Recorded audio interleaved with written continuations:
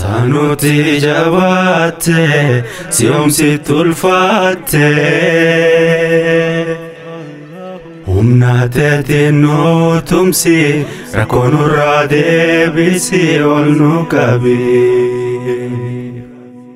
Wantoota ilma namaatiif akkaan barbaachisaa keessaa inni tokko qubsum jireenyaati. Qubsumni jireenyaa akkuma nyaataaf dhugaatii bu'uur jireenyaa keessatti ramadama. Akkuma hundi keenya qubqabnu lammiileen biyya kakum 600 ol tahan sababa weerar waraan naannoo Sumaaleetiin qubsum isaanii irraa buqqifamaniiru. Hawaasni biyya keenyaatis lammiilee qubsum isaanii irraa buqqifaman kan waan humni isaatiin cina dhaabbachuu jira. Nutis qophii gabaabduu tan keessatti waa'ee lammiilee qubsum isaanii irraa buqqifamanii sabab xiyyeeffannaa dhabuutiin rakkoo hamtuuf saaxilamuu jiranii tokkisanii dhiyeessina. Iddoon kun godina Booranaa magaalaa Mooyyaleeti. Baqattoonni 450 ta'an bakka kana walitti qabamaniiru. Namoonni asitti arguu jirtan kun hundi biyya magaalaa Mandheeraa keessatti maatiif qabeenya horatanii jiru nagayaa ka jiraataa turan ta'us sababa walitti bu'iinsa daangatiif qubsum isaanii irraa buqqifamanii gaman dhufan. Qabeenya magaalaa Mandheeraatti horatan hunda dhiisanii lubbuu isaaniitiif ilmaan isaanii qof qabatanii baqatan. Lammiileen keenya isaan wajjin magaalaa Mandheeraa keessa jiraachaa turan muraasni achuma magaalaa Mandheeraa keessatti gochi suukkanneessaadhaan akka ajjeefaman dubbatu. Lammiileen Oromoo kunniin osoo qe'ee isaanii irraa hin buqqifamin duratti roorroo isaan irratti raawwatamaa jiru gar mootummaa Keeniyaatti iyyannoo dhiyeeffatanis haalli naannichi keessa jiru akkaan yaaddessaa fi humni isaaniitii ol ta'uu ibsuun naannichi akka gallakkisanii baanka godhan ta'uu fi yeroo achi turanitti yoo diqqaate namni 100 ol kan ajjeefam ta'us baqataan dubbisnuuf him. Egaa namoonni baqatee ka nagayaan gara biyya isaa gad deebi'e nama 450 hin gahaa yookaan irra jira.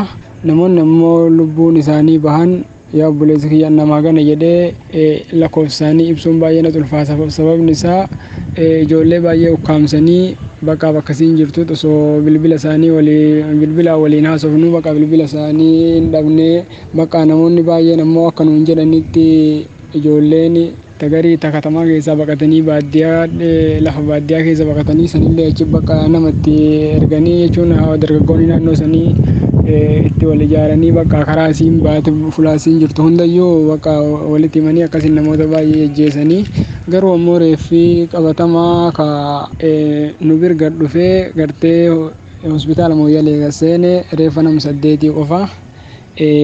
Kaan ammoo kan katamaa keessallee bakkasiin jirtutti gartee guuranii ukkaamsuudhaan ajjeesan hagana jedhee lakkoofsaan ibsuun baay'ee na ulfaata. Garuu tilmaamaan baay'inni namoota ajjeefamanii nama 100 yookaan irra jira.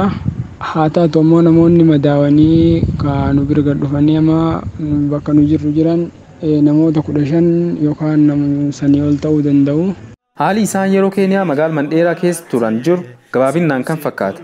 Amma eegaa gar daangaa Oromiyaa cehuun magaalaa Mooyyaleetti qubsiifamaniin booda maalirra akka jiranis akkanatti ibsu.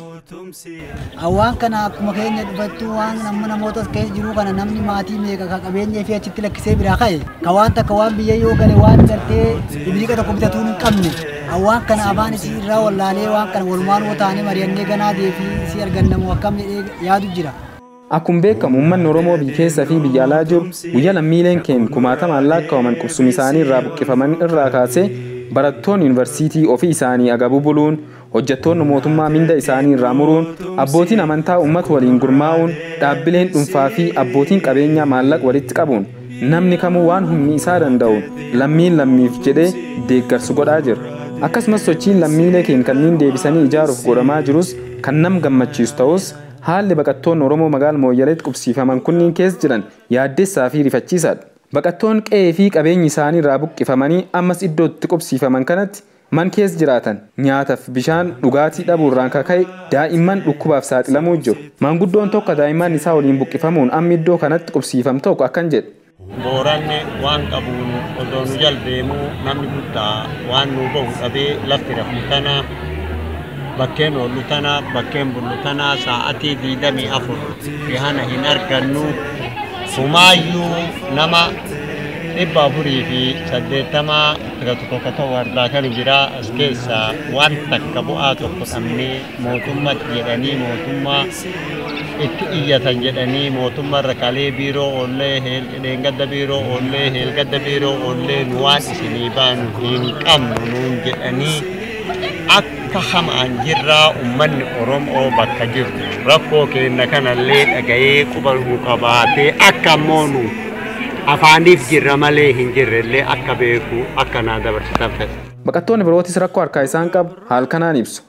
Haga ji'a tokkoo fi bulee 15 kana keessa ilmaan namaa ka agaas kee jiru namni 400 fi maalii ka harma gasteene furmaata waan argateen qabu.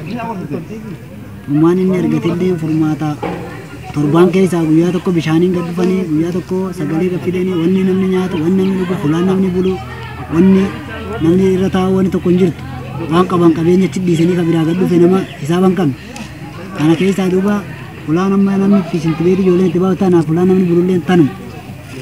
Akkana keessa jirraa duuba waan kanaaf furmaata akka barbaannu walumaanu taanee fala waan kanaa akka dubbannu barbaadu. Egaa biyya baane bakka ati gaddeebinee waan addunyaa qabnullee saafnee gadhufnee ilmaan akka dhabna maatii guutuu qabna. Maatii qabnu waliin deebinee geetteen akka namni gargaaru kan ittiin maqanii maallee nu gargaarre. Asitti gadhufanii bakka yeroo hunda gadhufanii turbaan dubbaanii yeroo hojjetti wanni nu kennan isaan nu kennanii qoraan nu kennan xiqqoo nu kennan wanni faayidaa qaban jirtu ilmaan qabna beekan nu kennanii aana waan bitamuu hin qabnu saabuna hin qabnu wama waan irra ciisnee irra fullee fulaatti kan caamnu waan tokko hin qabnu raasa kee ciisu. Kanaafuu amma kana gabaabsanii bakka ofii keessanii galtanii saafara sanii kennaa gaarii sanirra baasnaa dhiibbaa waan karaa nyaatan kan kennu jedhani. As keessallee yaada guddaa qabna bakka irra baanellee addunyaa keenya dhiisnee bira deemne waan kan taate biyyi keenyallee akka itti gallu hin qabnu galdus fulaatti gallu waan qabaanne ittiin gallu ilmaan keenya fulaatti deemnu hin qabnu wanni kun guddoo yaada guddaa nu taatee hin cannaqxeera. Walumaa galatti lammiileen Oromoo biyya Keeniyaa magaalaa Mandheeraa irraa buqqifaman kunniin xiyyeeffannaa guddaa hin argan. Sababa kanaaf maatiin hedduu rakkina hamaa keessa jiru. Kanaafuu lammiileen keenya kunniinis deeggarsi lammii isaanii kan isaan barbaachisu ta'uun beekamaadha. Qaamni dhimmi kun ilaallatu hundi hawaasa keenya rakkoo hamaa keessa jiru kan cinaa akka dhaabbatu dhaamsa dabarsin. Hundi keenya waan humni keenyatiin cinaa haa dhaabbannu. Du'aayin furmaatu waan hundaati. Rabbiin hawaasa keenya kan rakkootan keessaa haa baasuu jechaa qophii ta'een goolan. Tanuti jabaatte si'oomsi tulfaatte humna teetiin nu tumsi rakkoo nurraa deebisi ol nu qabi. Tanuti jabaatte si'oomsi tulfaatte humna teetiin nu tumsi rakkoo nurraa deebisi ol nu qabi.